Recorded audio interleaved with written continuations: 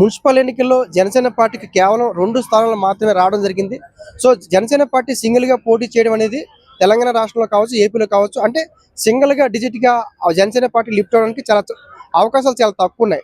మనం గతంలో కూడా చెప్పాం.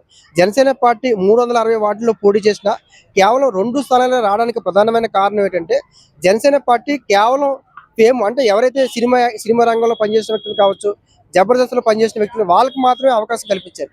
ప్రజా జీవితంలో ఉన్న వ్యక్తులకి, ప్రజా సమస్యల మీద పోరాటం చేసిన వ్యక్తులు కనుక జనసేన పార్టీలో అంటే సీట్లు కేటాయింపు చేసే విధానం ఏదైతే ఉందో ఆ ఎంపిక ప్రక్రియలో కొంత లోపం ఉంది కాబట్టి దాన్ని సరిదిద్దుకొని ముందుకెళ్తే మాత్రం ఖచ్చితంగా జనసేన పార్టీకి కొంత స్కోప్ ఉంటుంది.